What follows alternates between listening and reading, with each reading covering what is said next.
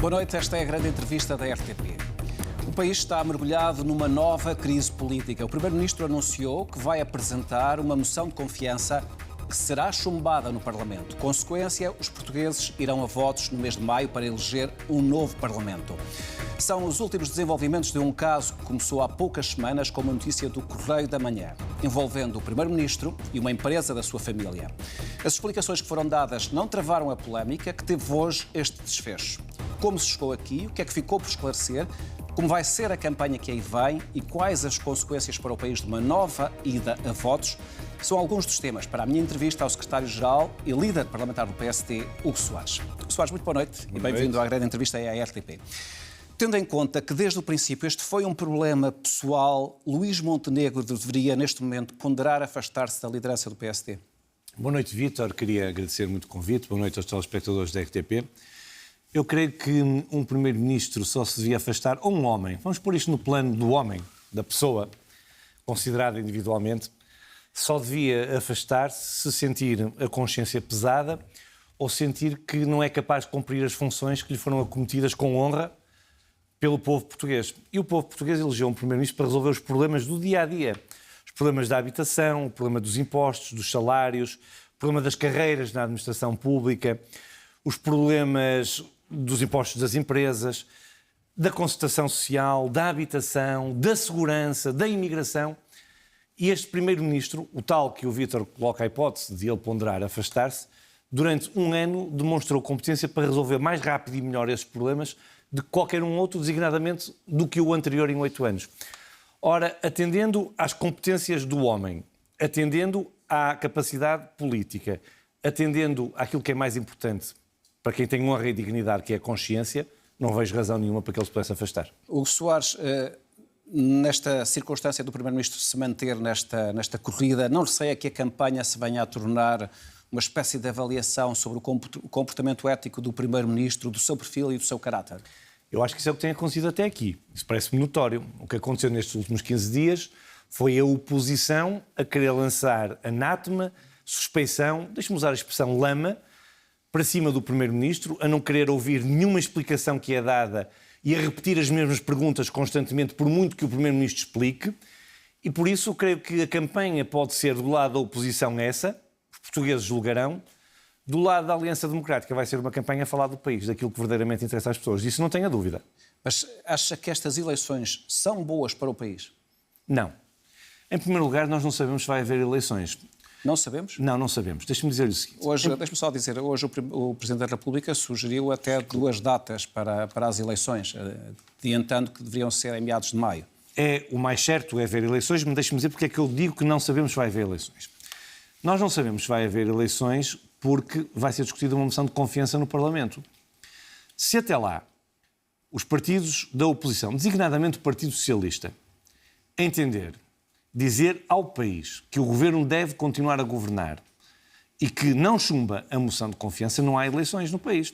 Nós sabemos que o Partido Socialista já anunciou... Deixa-me... Mas, Vítor, o Partido Socialista, desde a primeira hora que este governo tomou posse, alertou que, em circunstância alguma, faria aprovar ou deixaria passar uma moção de confiança, que se essa moção fosse apresentada, seria chumbada. Disse isso na discussão do programa de governo e disse isso depois no orçamento. Portanto, não há nenhuma razão para agora, na 25ª hora, haver essa mudança. Isso é verdade, mas o Partido Socialista viabilizou o Orçamento do Estado, como sabe, depois de ter dito várias vezes que não ia viabilizar. O Partido Socialista, como partido fundador da democracia, tem a responsabilidade de votar e dizer ao país que quer que haja eleições ou não.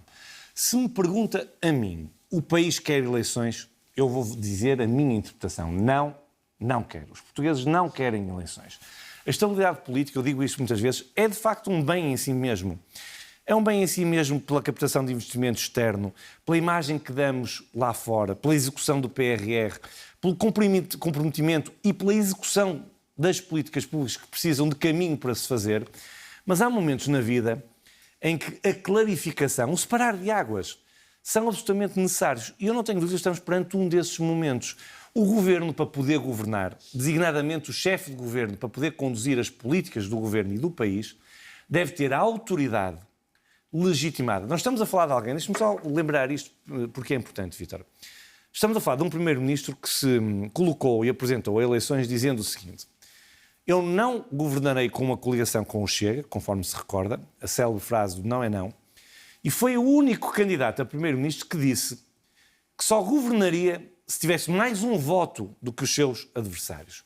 Porque para este primeiro-ministro nós podemos discutir se está bem ou mal, mas ele é assim. Soares, isso foi há um ano e, na verdade, mas eu parece até que já foi há mais tempo. Não, mas, na verdade, já estamos num outro momento. Pois estamos, mas deixe-me explicar-lhe porque é uma altura de clarificação. Dizia-lhe eu que para este primeiro-ministro a legitimidade democrática é essencial. Ora, chegado a um momento em que o Vítor condescenderá, e os portugueses que nos estão a ouvir sabem, que está colocada em causa por parte dos partidos da oposição a idoneidade do primeiro-ministro, só há uma maneira de clarificar. Ou os partidos dizem, não, nós acreditamos na sua palavra, Sr. Primeiro-Ministro, sobre o seu caráter, sobre a sua idoneidade, ou então vamos a eleições. Porque para mim, para lá das políticas públicas que são essenciais, está de facto o caráter, a idoneidade, a seriedade de quem nos governa. Hugo Soares, há uma questão que eu julgo que da sua intervenção para mim não ficou clara. O senhor disse que considera que as eleições são más para o país.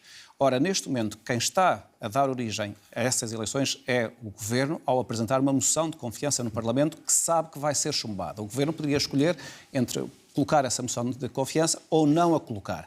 Ao colocá-la, sabe qual é o destino. Não receia que, de facto, o Governo vai a ser responsabilizado por conduzir o país às eleições, independentemente da sua argumentação. Era isso que eu estava a tentar responder, Vítor, neste sentido. Em primeiro lugar, só há eleições se a moção de censura for chumbada. Olha, a moção de censura... Mas o senhor está a fazer um apelo ao Partido Socialista para que não passe a moção para que estou mesmo... vote contra a moção de confiança? Não, aliás, vote a favor ou se abstenha na moção de confiança? Estou mesmo a dizer ao Partido Socialista que assume a responsabilidade. E a responsabilidade do Partido Socialista é muito clara. Ou assume naquele dia que não confia no Primeiro-Ministro, que é disso que se trata, não é outra coisa. Nós não estamos a julgar as políticas públicas do Governo. Nós não estamos a julgar se o Governo está a resolver ou não os problemas concretos da vida das pessoas. Vamos diretamente ao assunto. Estamos a falar do caráter do Primeiro-Ministro. E esse é essencial para quem nos governa. Para mim é.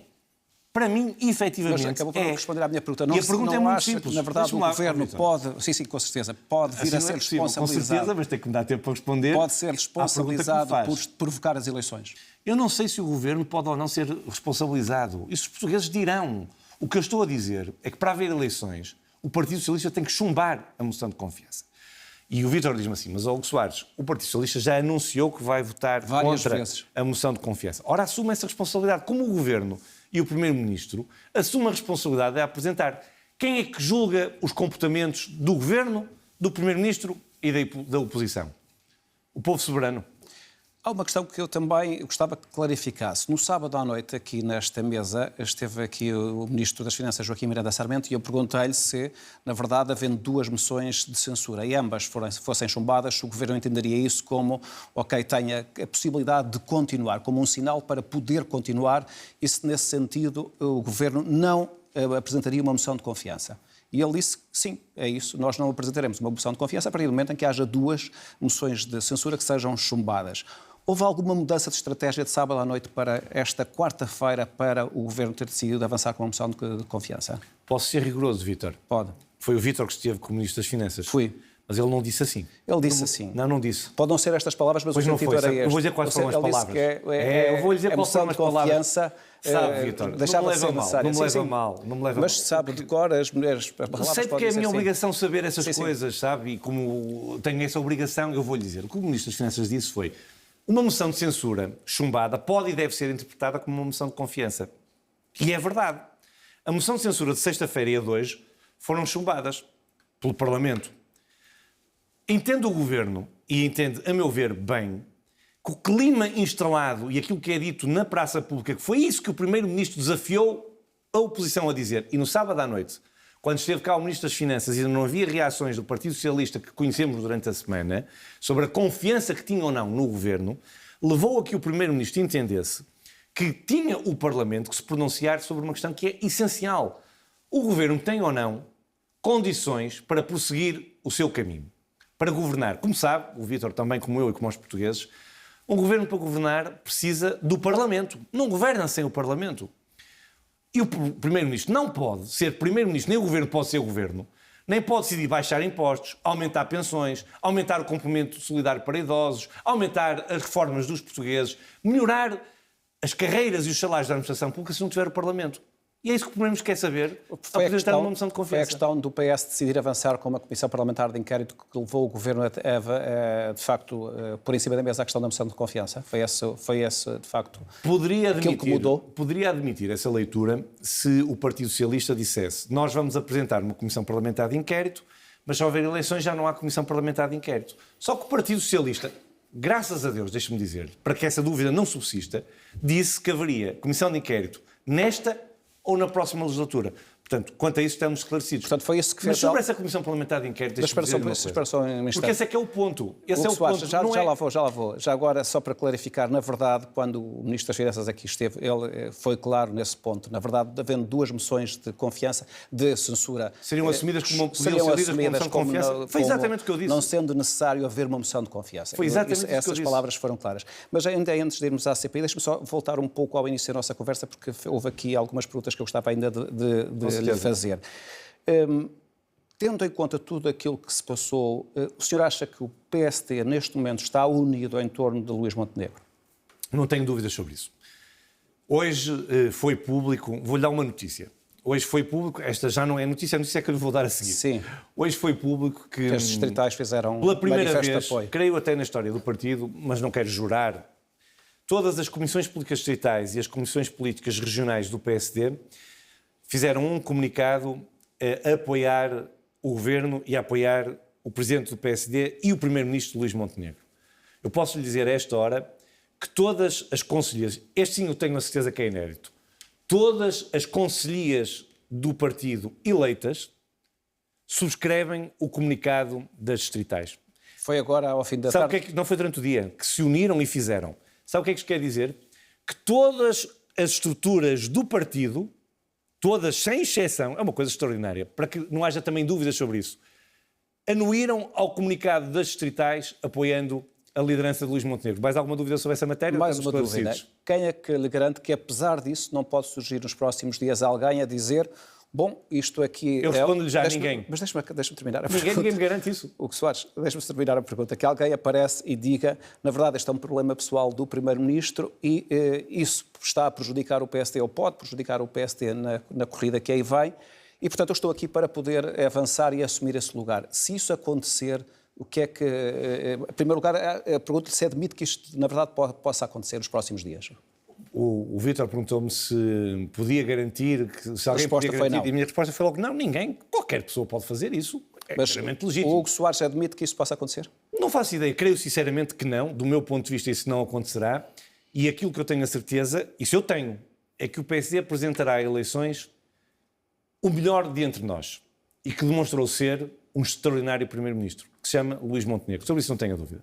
Não tem, há um nome que tem sido referido, que tem sido o de Pedro Passos Coelho, que poderia ser esta oportunidade em que ele poderia aparecer. Bom, eu não tenho nada a ver com a situação anterior, estou aqui disponível para assumir essa corrida. O senhor acha que este cenário tem alguma credibilidade ou não? Olha, eu vou-lhe responder da seguinte forma. Eu fui líder parlamentar do Dr. Pedro Passos Coelho. Posso dizer, creio eu, ele não negará, que somos amigos, tenho por ele uma grande estima e grande consideração pessoal. Mas Pedro Passos Coelho habituou-me a mim e ao país a que só responde por aquilo que ele diz, não é pelo que os outros andam a dizer dele. Ele habituou o país a isso. Mas se me pergunta a minha convicção do que conheço dele, creio que está muito longe de fazer uma coisa dessas. Está distante. Mas esta é a minha opinião. Mas é uma opinião que resulta da sua percepção ou de algum contacto... Não. Ou de algum contacto mais pessoal? Fui muito claro. O Vítor perguntou qual era a minha percepção, qual era a minha opinião, eu dei-lhe. Portanto, do seu ponto de vista, não haverá nenhum desafiador de Luís Montenegro? Estou absolutamente em crer que não, até por uma razão, porque qualquer pessoa que conheça o PSD, conheça o país, eu vou falar primeiro pelo PSD, sabe que o PSD está unidíssimo em torno do seu líder, com grande respeito e consideração pela liderança, e agora eu vou um bocadinho mais longe numa coisa que só me vincula a mim, é a minha profunda convicção, e o país também. Isso, de facto, vamos ter que esperar pelas sondagens e depois para as eleições para verificar. Esperemos só pelas eleições, porque já nos estamos habituados a que as sondagens... Que as sondagens, às vezes, há uma distância entre os números das sondagens e a realidade. Mas uma outra questão, Hugo Soares. O Governo sempre quis ir a eleições desde que tomou posse, no sentido de poder reforçar a sua maioria no Parlamento? O Vítor acha que se essa fosse a intenção do Governo, tínhamos cedido, negociado até ao último dia, até ao último minuto, até ao último segundo, o Orçamento de Estado? eu vou responder por si, porque a pergunta era retórica. Não, o Governo não tem interesse nenhum em eleições, porque o Governo tem nos seus membros e no seu chefe de Governo alguém que preza o valor da estabilidade política. A nossa ideia e o nosso compromisso, e eu repeti-o várias vezes publicamente, era levar a legislatura até ao fim. Não lhe parece, Hugo Soares, que depois de uma sucessão de outros casos envolvendo outros governantes, os portugueses já têm pouca tolerância para aceitar situações em que há suspeitas sobre as relações entre os políticos e os negócios? Ou entre a política e os negócios? Acho. Que há pouca tolerância para esse tipo de casos? Acho. A resposta é acho que sim. Acho que os portugueses estão fartos disto. Não, eu estava a perguntar, não era só fartos disto. A minha questão era que tinha a ver com a relação entre a política e negócios. Sim, os portugueses têm pouca tolerância para essas coisas. Acho que sim, e com razão. Retira alguma consequência desse seu raciocínio para a atual situação? Nenhuma. É com este desassombro. Sabe, é que o ponto é mesmo esse. É que neste caso não há nada. Não há ninguém capaz. Agora, eu sei que os portugueses têm essa intolerância, que os portugueses estão cansados disso, foram habituados assim durante os últimos anos, vários escândalos. O que é preciso separar o trigo do joio? Nós temos que nos mentalizar e temos que fazer uma escolha, e o país fará essa escolha agora. Eu creio que se formos a eleições, é também um bom momento para que essa escolha possa ser feita. Que políticos é que o país quer? Sabe, eu vim de uma estrutura de juventude partidária, mas como o Vítor sabe, o país sabe, eu tenho vida própria. Foi advogado. Fiz muitas outras coisas na vida e nunca dependi da política. Mas podia depender, não tem mal nenhum. Não tem mal nenhum. Eu respeito muito quem nunca fez mais nada a não ser viver nos partidos e no Parlamento e nos gabinetes ministeriais. É o que é, são opções de vida. O que o país tem que saber, até olhando para os países todos na Europa, é se querem políticos que possam ter a independência por ter vida lá fora e querem ter vida depois de sair da política, porque eu não sou político. Eu estou na política e quero sair livre e independente como entrei. E esses julgamentos portugueses terão agora a oportunidade de o fazer. Eu digo isto porquê? Porque os portugueses também têm que saber que quem teve vida fora da política se cruzou em determinada altura com um grupo económico, com uma empresa, com um cliente, com quem quer que seja na sua atividade empresarial. O que os portugueses têm depois que avaliar é a idoneidade e a capacidade de quem decide poder saber em cada momento se decide livre, conscientemente e sabe que tem que decidir em nome do interesse nacional. Hoje foi dado um exemplo, se o Vítor me permitir, são 2 segundos, muito curioso, o Primeiro-Ministro soube disso hoje e aproveitou para o explicar no debate quinzenal, a propósito do grande conflito de interesses que estava levantado, hipoteticamente e futuro. Não era sequer um conflito de interesses que se tinha verificado.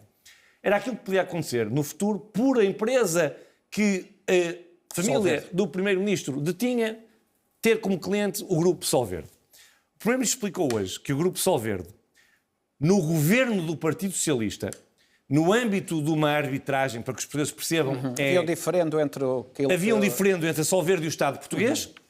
Escolheram-se 3 árbitros que julgaram por unanimidade que o país, nós todos, devíamos pagar à Sol Verde cerca de 16 milhões de euros. Por causa da paralisação no tempo da pandemia.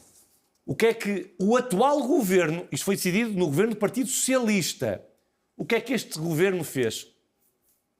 Este governo recorreu dessa decisão e o Supremo Tribunal de Justiça decidiu que nós todos não temos que pagar esse dinheiro à Sol Verde.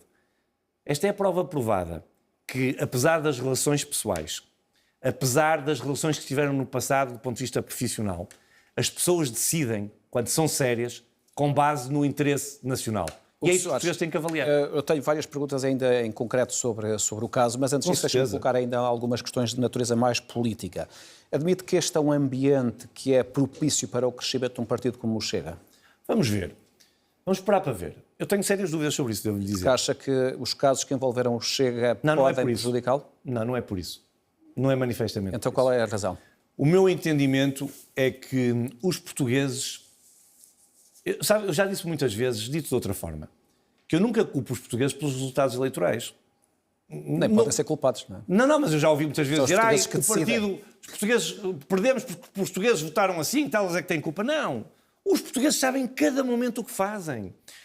1,5 milhão de pessoas que votaram no Chega são pessoas como eu e como o Vítor. Não tenha dúvidas, sabe disso. Mas eles farão um julgamento da capacidade que o Primeiro-Ministro demonstrou, da idoneidade do Primeiro-Ministro, daquilo que foi o comportamento do Chega no Parlamento. Mas está a pensar que, de facto, há aqui uma oportunidade para o PSD ir recuperar esse eleitorado, para a AD ir recuperar esse Eu eleitorado? espero que haja. Vou disputá-lo, claro que sim. Quero muito que o PSD possa disputar esse eleitorado. Não receia, Hugo Soares, que de facto possa surgir das próximas eleições um cenário ainda mais complexo do que o atual, no sentido da dificuldade de formar governo? Por exemplo, o PS poder ganhar as eleições, mas de facto não haver no campo político da esquerda deputados suficientes para fazer aprovar, por exemplo, o programa do governo, e à direita não haver possibilidade de formação do governo, dadas as circunstâncias em que estas eleições ocorrem. Isto é, estamos à beira de ir para um cenário que pode ser de ingovernabilidade, quando o atual já é complexa, tendo em conta a maioria que a AD tem, que é muito escassa. Eu vou responder da seguinte forma. Admito, mas também admito que a Aliança Democrática possa sair bastante reforçada se houver um cenário eleitoral. Ou então que o Partido Socialista ganhe bem as eleições. Portanto, admito todos os cenários. Mas admito, porque a democracia é isso mesmo e eu respeito a decisão dos portugueses. Mas o Vítor compreenderá que eu diga que a Aliança Democrática vai querer disputar cada um dos votos e quer ter o melhor resultado possível. Um resultado que evite situações como a que estamos a viver. É assim? Claro que queremos. Convencer os portugueses pela nossa opinião, pelo nosso projeto político e respondendo, isto é muito importante, por aquilo que fizemos nos últimos 11 meses de governação. Nesta situação, o Presidente da República tinha alguma alternativa para além de convocar eleições? Deixe-me pôr-lhe a questão de outra forma, não me leva a mal. Eu não queria fazer comentários sobre cenários. Eu sou ator político, digo isto muitas vezes. Eu intervenho sobre os cenários que me são colocados e respeito as decisões do Sr. Presidente da República, concordando com elas ou não, e poder debatê-las ou tentar evitá-las. Não me compete a mim dizer se o Sr. Presidente da República podia decidir assim ou assado. O Sr. Presidente da República tem muito mais experiência política do que eu, de resto, para poder decidir em conformidade com aquilo que acha que é o interesse nacional. O Governo foi pondo a par, e o Primeiro-Ministro foi pondo a par o Presidente da República todos os desenvolvimentos deste processo, ou houve aqui falhas de informação do lado do Governo?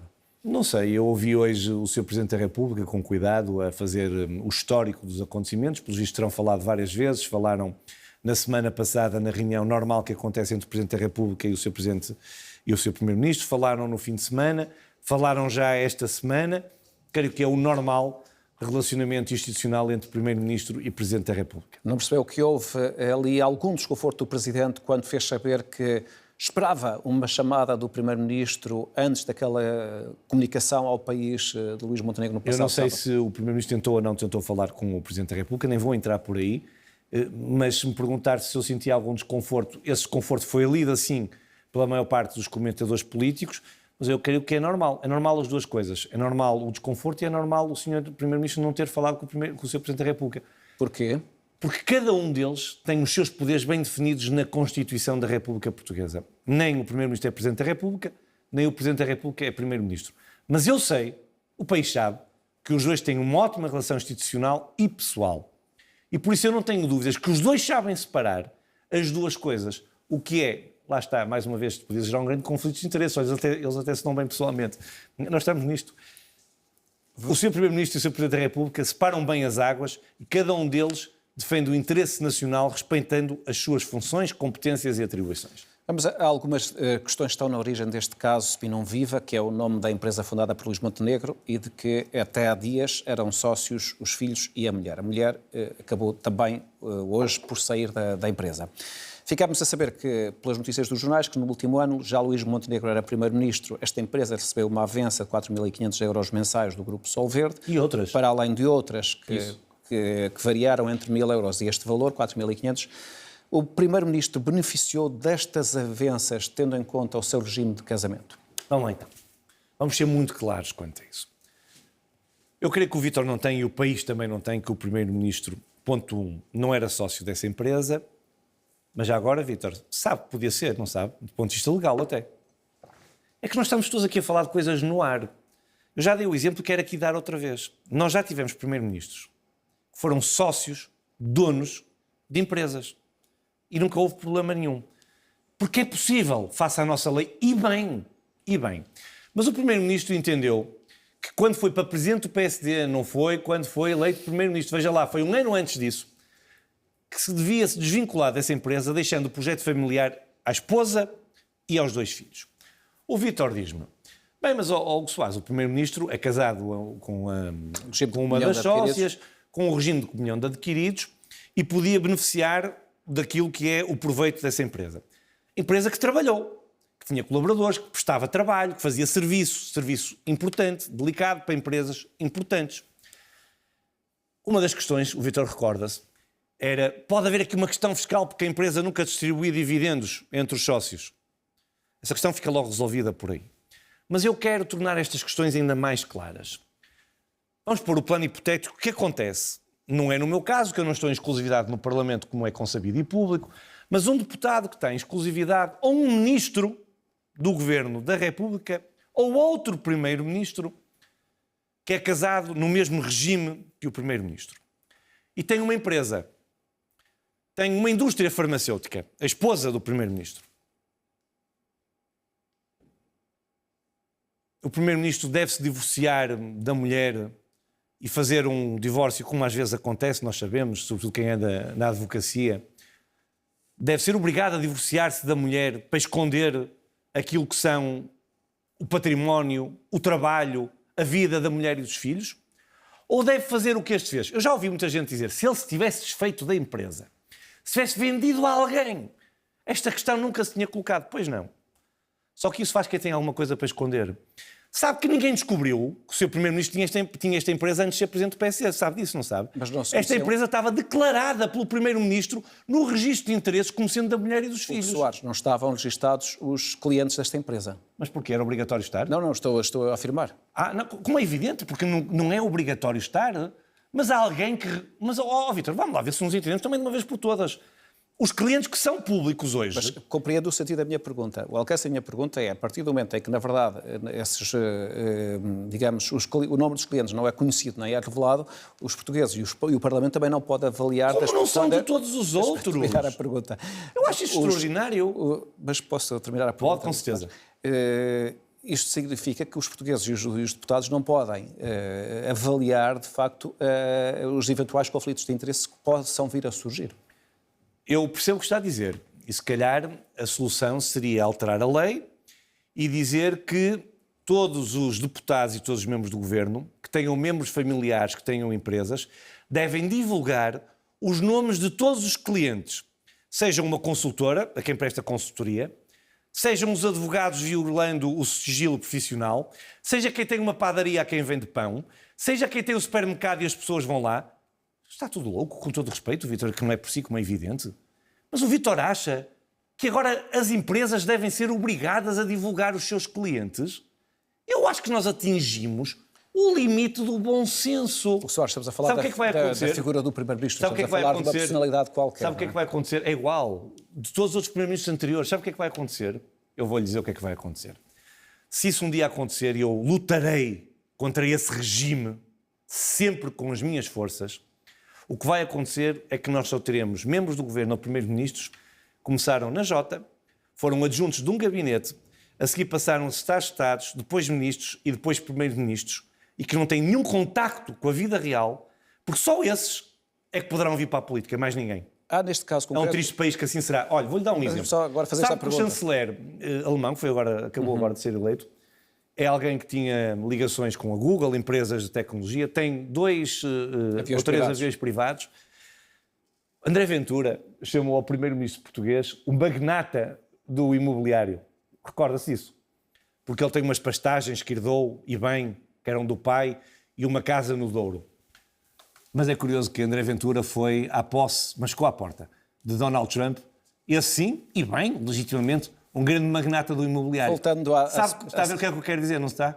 Coerência. Hugo Soares, voltando à opinião viva. Há aqui uma questão que tem sido colocada, que é esta. Como é que é possível dissociar Luís Montenegro desta empresa?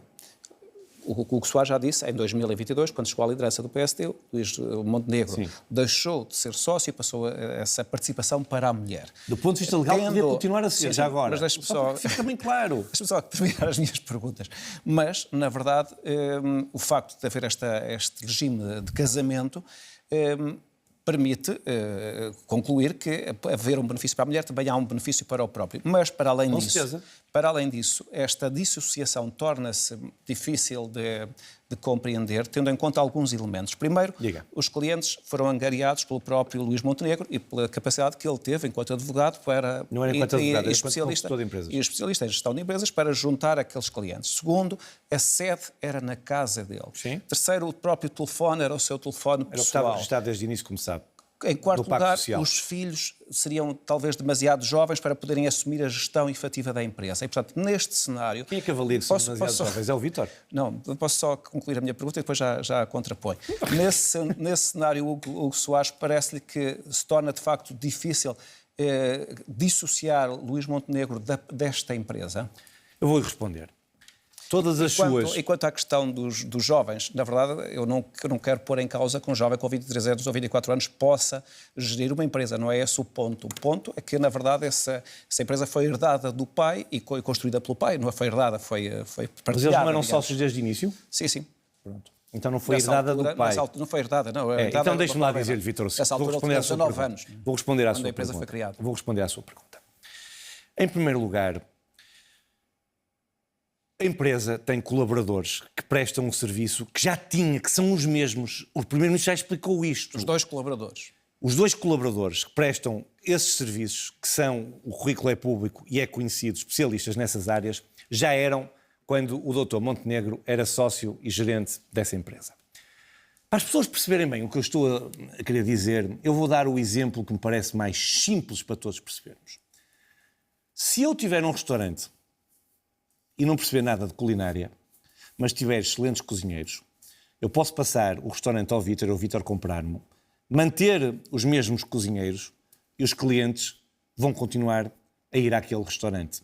Nem sequer é o caso de não se perceber nada da área, porque o filho do Primeiro-Ministro, já agora, é gestor, é licenciado na área da gestão, domina bem aqueles dossiês e geriu e continuou a gerir a empresa, angariando clientes, pagando salários, tratando do trabalho do dia-a-dia da empresa. Isto é uma empresa. Quem nos ouve é empresário sabe que as coisas são assim. E é por isso que nós temos que tornar claro para os portugueses o que está em questão.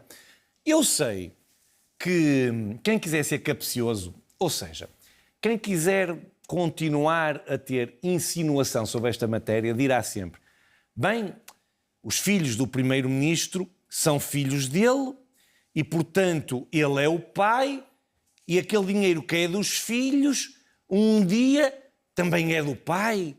Ou então, os filhos não podem trabalhar. Vamos escolher o seguinte caminho. Queremos um país que, para eleger um Primeiro-Ministro, paga o país um salário aos filhos do Primeiro-Ministro e à mulher do Primeiro-Ministro. Vítor, deixa-me ser muito franco consigo. Eu não quero esse país. Eu quero o país onde... Deixa-me dizer... Eu termino rápido. Sim. Eu quero um país onde as pessoas possam trabalhar, possam ser sérias, possamos saber, porque há o registro de interesses, que coisas, que empresas, que sócios, que interesses quem nos governa tem para podermos ser escrutinados. Agora, eu não quero um país deste voyeurismo, que andam com câmaras atrás de um filho de um Primeiro-Ministro porque ele tem uma empresa e trabalha. Eu não quero um país onde se coloquem às portas de empresas de renome portuguesa e internacional para dizer estes são os clientes do Primeiro-Ministro que depois... Veja só o seguinte, hoje foi conhecido que a Solverde... Deixa-me só dizer isto. Hoje foi conhecido que a Solverde decidiu, pelo bom nome que quer preservar e pela paz que quer ter, e não pela falta de qualidade dos serviços que foi prestado, deixou de ser cliente dessa empresa Spinum Viva. Faça uma avaliação comigo, o Vítor me dirá, não responda, mas eu queria deixar isto à consideração dos portugueses. É justo que isto tenha acontecido para quem tem que trabalhar e levar a vida para a frente? Eu percebo a empresa e respeito a decisão da Solverde. Soares, não lhe parece que, na verdade, o Primeiro-Ministro percebeu que há aqui um problema quando justamente decidiu agora afastar-se, passando Afastar-se agora, quando ele se tinha afastado em 2020? A mulher do Primeiro-Ministro. Mas o Vítor disse que o Primeiro-Ministro resolveu agora afastar-se. Foi o Primeiro-Ministro que comunicou esta decisão ao país. Claro, e acha que devia ser a mulher que devia fazer uma conferência de imprensa? Não estou a dizer, mas estou a dizer que provavelmente a decisão foi dos dois. Como é evidente, até porque ele tem que concordar. Calcula, por isso é que a minha pergunta é esta. O Primeiro-Ministro o regime de casamento, não é por mais nada, não é porque ele manda da mulher. Quando a mulher decidiu afastar-se da empresa, mas na verdade isto já é um pouco tarde demais. Não, eu acho que aquilo que o Primeiro-Ministro quis fazer foi, de uma vez por todas, demonstrar que não tinha nenhuma ligação efetiva àquela empresa e dar mais um passo para tornar isso ainda mais claro. Quer que eu lhe diga uma coisa? Os portugueses julgar-me-ão sempre. Eu irei a votos se nós formos a eleições, provavelmente. Eu quero dizer aos portugueses, eu não sei se tinha tomado a mesma decisão. Do seu ponto de vista, era a mulher do Primeiro-Ministro deveria permanecer na empresa? Não sei, avaliaria com a minha família, mas quero-lhe dizer... Mas o Soares percebe que, para além dos factos, em política as prestações são muito importantes.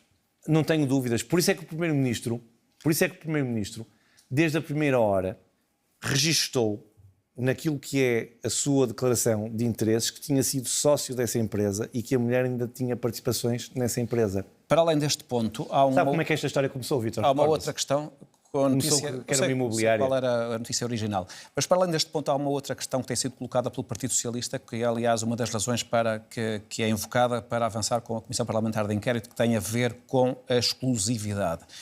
Esteve ou não em exclusividade de funções ao longo do último ano o Primeiro-Ministro, executando apenas as tarefas de Primeiro-Ministro? É a minha pergunta. Eu respondo-lhe de forma muito clara, sem dúvida nenhuma esteve.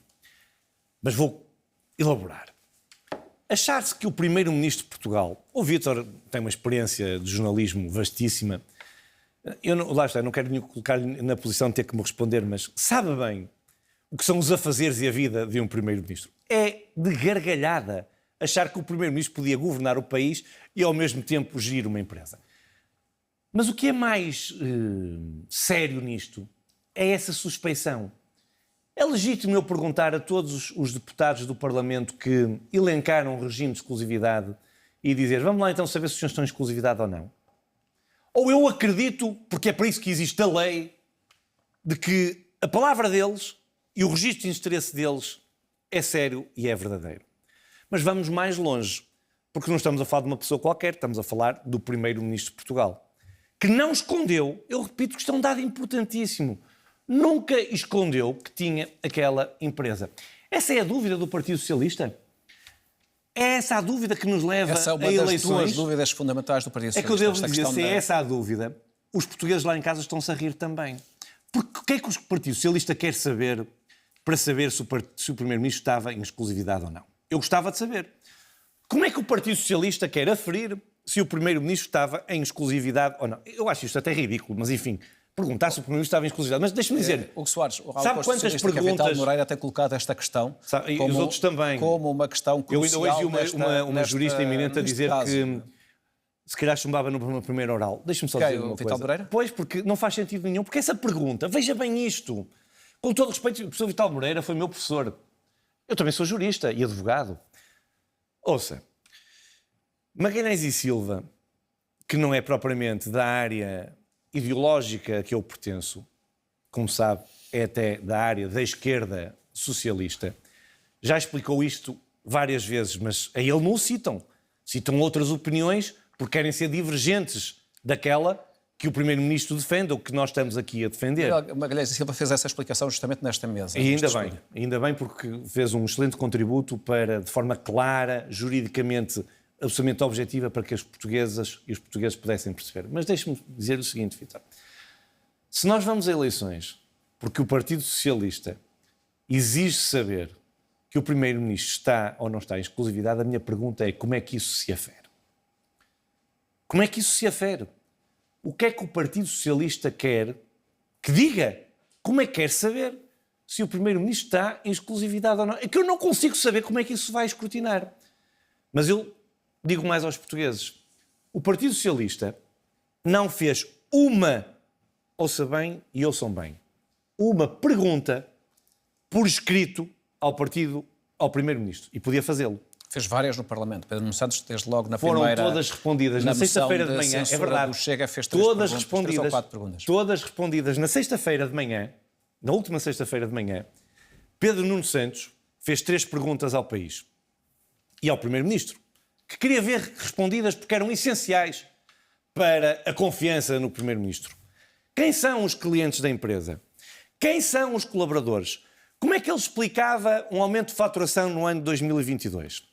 Essas 3 perguntas foram respondidas de forma absolutamente clara pelo Primeiro-Ministro na moção de censura e pelo comunicado da empresa.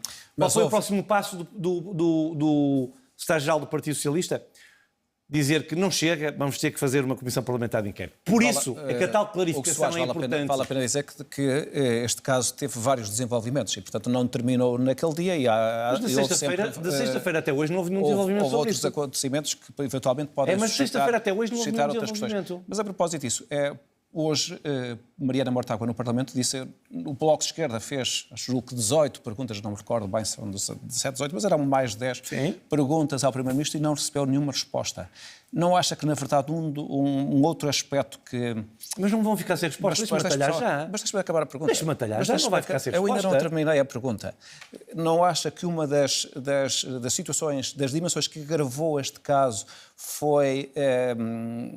a dificuldade de obter respostas do Primeiro-Ministro às questões que foram sendo colocadas e respostas de viva voz e a possibilidade de se fazer perguntas diretamente e não apenas... Inicialmente o Primeiro-Ministro respondeu por escrito ao Correio da Manhã às questões que foram colocadas em 2 ou 3 edições, mas depois disso, na verdade, não respondeu diretamente aos jornalistas, fez comunicações. Não acha que isso contribuiu para alimentar este ambiente? Vamos lá ver. Quanto ao Bloco de Esquerda, eu não sei quando é que o Bloco de Esquerda enviou as perguntas, mas elas serão respondidas, elas têm que ser respondidas. É obrigatório que o Primeiro-Ministro as responda do ponto de vista ético e do ponto de vista legal. Sobre isso não há problema nenhum. O Primeiro-Ministro vai responder a essas perguntas. Mas, Vítor, há maior escrutínio de que o Primeiro-Ministro responder olhos nos olhos no Parlamento a quem representa os portugueses? Não há. E ele respondeu no Parlamento, já é a segunda vez, hoje foi a segunda vez, fez uma declaração ao país. Eu sei que se poderá dizer assim, e eu percebo os seus jornalistas. Bem, mas o Primeiro-Ministro fez uma declaração... corporativa. Eu sei. Os jornalistas podem dizer... É um dever o Primeiro-Ministro no sábado atores fez uma políticos de declaração ao país... responderem aos jornalistas, não é? Deixa-me lá dizer. O Primeiro-Ministro no sábado fez uma declaração ao país que não teve resposta, não teve perguntas dos jornalistas. Primeira pergunta, que não é retórica, é objetiva: quantas declarações dos primeiros-ministros não têm de seguida perguntas dos primeiros-ministros?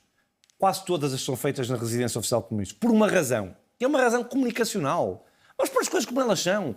Porque o primeiro-ministro quis falar aos portugueses, olhos nos olhos e diretamente, e quis que a mensagem que naquele dia os portugueses ouvissem da boca dele fosse aquela que depois as televisões iam transmitir e não as respostas às perguntas que os seus jornalistas legitimamente fariam. Uma coisa não invalida a outra. As comunicações do Primeiro-Ministro são sempre passadas, normalmente em direto do início até ao fim. Considerar que eu tenho alguma experiência política.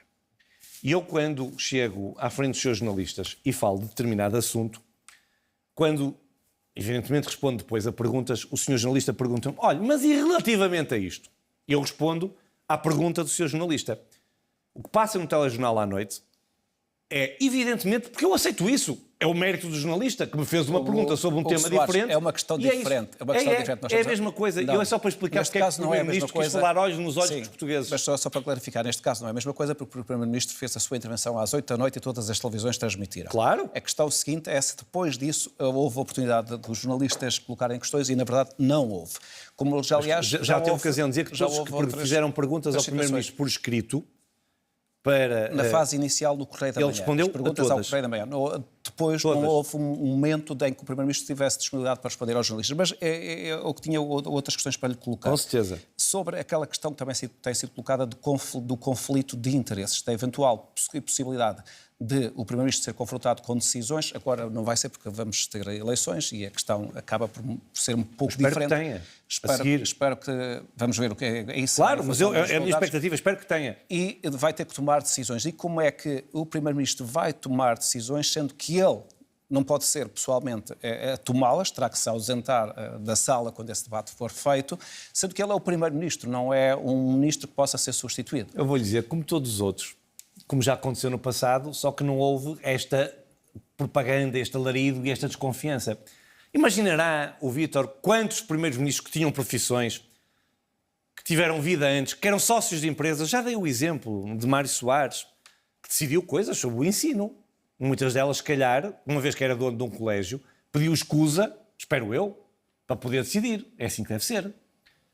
Eu tenho a certeza absoluta que Francisco Pinto Balsemão, se teve decisões para tomar quanto à liberdade de imprensa ou quanto à imprensa, que tenha pedido escusa, uma vez que ele era dono de um semanário. É assim no governo todo. A prova provada de como as coisas acontecem foi o exemplo que eu lhe dei há pouco sobre a Sol Verde. As decisões foram tomadas pelo governo que beneficiaram o Estado e não ter que pagar cerca de 15 milhões de euros ao grupo Sol Verde, e o Primeiro-Ministro não teve nenhuma decisão nem nenhuma participação nisso. É assim, é normal. É o que o Código de Procedimento Administrativo diz. É a vida do país assim, sempre foi. Porquê é que desta vez havia de ser diferente? Voltando um pouco atrás, porque naquela conversa que acabámos por ter, acabei por não fazer uma pergunta que eu acho que pode ter interesse. Que é que tem a ver com a questão da disponibilidade do Primeiro-Ministro para responder. Quando o Primeiro-Ministro não revela essa disponibilidade para responder a questões dos jornalistas, que têm o dever de as colocar, que é a sua função, claro, de escrutinadores dos poderes políticos e públicos, o Primeiro-Ministro não dá um sinal de arrogância, no sentido de não quer saber, ou não tem que dar essas explicações. Isso não pode ser interpretado, de facto, como um sinal de arrogância no exercício das suas funções, não querer explicar, não estar disponível para essas respostas e para essas explicações. Em primeiro lugar, o maior escrutinador, legitimado, com todo o respeito que tenho pela comunicação social, creio que não precisava de o dizer. É o Parlamento que tem essa obrigação. E o Primeiro-Ministro foi líder do PSD quando decidimos voltar aos debates quinzenais para que ele próprio pudesse ir de 15 em 15 dias ao Parlamento, quando só estava a ir o Primeiro-Ministro lá uma vez por mês. Mas ele foi, às vezes que foi chamado ao Parlamento, responder olhos nos olhos aos deputados na dialética parlamentar e com todo o contraditório, com o país inteiro a ver. A quem o Primeiro-Ministro deve falar, não me levem a mal, eu sei que os seus jornalistas às vezes ficam chateados comigo quando eu digo isto, não é os seus jornalistas, é o país, é o povo. E o Primeiro-Ministro, deixe-me responder, deixe-me lá terminar, Vítor, com todo respeito. O Primeiro-Ministro, mas ia-me interromper, o Primeiro-Ministro sabe que ia. O Primeiro-Ministro responde aos jornalistas quando está na rua, quando os seus jornalistas o interpelam a propósito de qualquer assunto ou tema que ele esteja na rua. Tem-o feito sempre. Nunca se escusou. Faz muitas vezes aquilo que um Primeiro-Ministro ou outro sempre fez, que é hoje não presto declarações, estou aqui só para falar sobre isto. Faz, como fizeram os outros, porque é uma forma de garantir que a comunicação é aquela que o Governo quer. É assim. O Vítor sabe que o Primeiro-Ministro, em qualquer lado onde esteja, se os jornalistas lhe fizerem perguntas, responde. Às vezes não responde o que os seus jornalistas querem. Isso faz parte da vida. Responde o que quer. Não era tanto esse o ponto do que o Primeiro-Ministro responde do Primeiro-Ministro.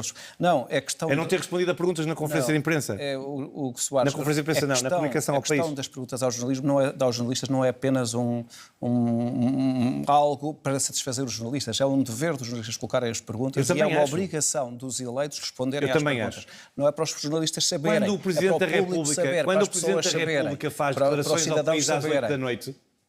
Quando o Sr. Presidente da República faz declarações ao país às 8 da noite, como fez o Primeiro-Ministro, essas declarações têm perguntas de jornalistas? Normalmente as declarações em Belém às 8 da noite, quando são comunicações ao país, não têm. É evidente, mas não é essa a questão. Vale para um, não vale para os outros? Não. Para o Dr. Montenegro não vale nada. Para os outros vale tudo. Soares, eu não estou a referir-me só àquilo que se passou na noite de sábado. Estou a referir-me a outros momentos e a outras oportunidades. A outras declarações às 8 da noite? Não, que pudessem ter acontecido e não aconteceram, com o atual Primeiro-Ministro. O Primeiro-Ministro, neste caso, esteve no Porto, numa visita de Estado, com o Presidente da República Francesa, e de manhã, no meio da visita, a primeira coisa que fez, quando chegou, foi ter com os seus jornalistas e responder às perguntas que lhe quiseram fazer e depois dizer, e amanhã falarei ao país. E dizer que no dia seguinte é que respondia. Que naquele dia não respondeu? Não, naquele dia anunciou que, na verdade, iria responder no dia seguinte, mas não vamos ficar com estes... Eu acho que já ficou clara a sua posição e também a minha posição neste caso. Sobre a investigação da Procuradoria-Geral da República, o Soares, o Primeiro-Ministro receia a eventual abertura de um inquérito judicial à Procuradoria-Geral da Procuradoria-Geral da República? Se o Primeiro-Ministro receia, tem que lhe perguntar aí. Sim, eu vou dizer razão. Estou a dizer, o PSD ou a AD receiam não tenho receio abertura. Se essa notícia cai, por exemplo, daqui a umas semanas... Não tenho receio nenhum disso. Campanha? Não tenho receio, eu, pessoalmente, não tenho receio nenhum disso. Pode acontecer, como pode não acontecer. E a minha atitude é perfeitamente a mesma. Se não acontecer, é porque o Ministério Público entendeu que a tal denúncia anónima não tinha qualquer fundamento. Está no direito do Ministério Público, respeitarei. Se o Ministério Público disser a denúncia anónima merece que nós olhemos para isto e vamos averiguar, como fez a propósito da casa do Sr. Primeiro-Ministro, eu vou repetir, como fez a propósito da casa do Sr. Primeiro-Ministro, com base também numa denúncia anónima, eu respeitarei na mesma. E depois respeitarei a decisão do Ministério Público, seja ela qual for. A de prosseguir o inquérito, a de não prosseguir o inquérito, ou então fazer aquilo que fez com a denúncia anónima sobre a casa do Sr. Primeiro-Ministro e arquivar o processo. Mas eu respeitarei qualquer uma decisão. Sabe porquê? Admite que tem porque que respeitar. Isso é um escrutínio do Ministério Público. Sim, esse é o papel do Ministério Público. Mas admite que a abertura de um inquérito seria prejudicial para de facto, a campanha se houver, da AD? Eu não me ponho nesse papel. Porque se houver algum indício que o Ministério Público julga que deva averiguar e apurar, eu acho que o Ministério Público deve fazê-lo. Isso é bom para o Primeiro-Ministro. Isso é bom para o Primeiro-Ministro. É o princípio da legalidade. Como também é bom para o Primeiro-Ministro e o Ministério Público entender que não deve. É igual. O Primeiro-Ministro não é um cidadão acima da lei. No atual contexto político, o que Soares disse pode ter um impacto na campanha? É a vida. Se isso for acontecer até às eleições? Nós estamos todos sujeitos a que façam denúncias anónimas sobre nós.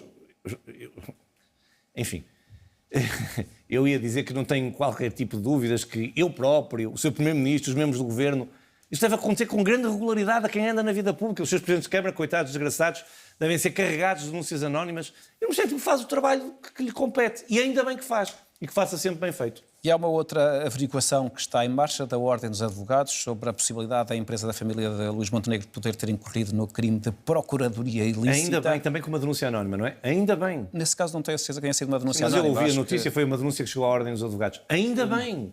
Mas, na verdade, que impacto ainda poderá bem. Não há outras formas de escrutinarmos isto? Ainda bem. O que é que eu lhe posso dizer? Ainda bem. Uma das juristas que trabalhava na Spinão Viva tinha trabalhado consigo também no seu gabinete. Ela... E o outro jurista eu também conheço muito bem, é meu amigo. Também? Também. Tinha trabalhado na sua sociedade? Nunca trabalhou na minha sociedade, mas já fiz coisas com ele também no âmbito profissional. Hoje houve notícias que referiam que esses juristas eventualmente não teriam a especialização para trabalhar nessa área da proteção de dados. O senhor conhece bem os dois juristas, sabe sobre, de facto, se eles têm esse perfil e esses conhecimentos para trabalhar nesta área? É de gargalhada. É mais uma vez de gargalhada. O currículo das duas pessoas é público. O que me custa é que se exponha duas pessoas que não têm nada a ver com isto, são pessoas que prestam esse serviço para a empresa do Primeiro-Ministro, para variadíssimas outras empresas sobre a mesma matéria, pessoas versadas nessa área, que trabalharam nessa área, que estão formadas nessa área, que ninguém tem nada a apontar e que estejam sujeitos a isso. Isso é, de facto, ainda mais, eu diria... Enfim, como é que eu ia dizer isto? É sórdido que se possa sequer fazer essa insinuação. Temos 2 minutos para terminar esta nossa entrevista. Hugo Soares, admite que este caso possa prejudicar a candidatura de Luís Marcos Mendes?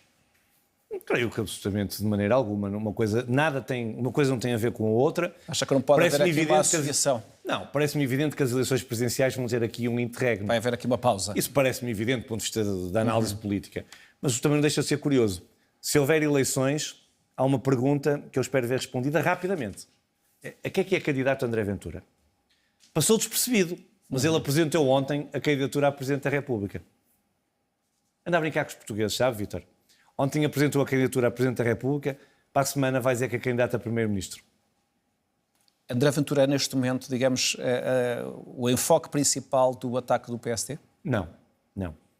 O PSD quer, pelas suas propostas e pelas suas posições políticas, ter a confiança dos eleitores. Mas não me vou eximir, nem eu nem ninguém do PSD, de fazer o combate político, era só o que faltava. Soares, muito obrigado por ter vindo esta noite à Grande Entrevista. Eu é que agradeço a oportunidade, Vítor. Esta edição da Grande Entrevista, como todas as outras, aliás, pode ser vista na RTP3, na RTP1, na RTP Internacional. Fica disponível em RTP Play, onde pode ser visionada a todo momento e também pode ser escutada em podcast. A todos, muito obrigado. Boa noite, eu regresso na próxima semana.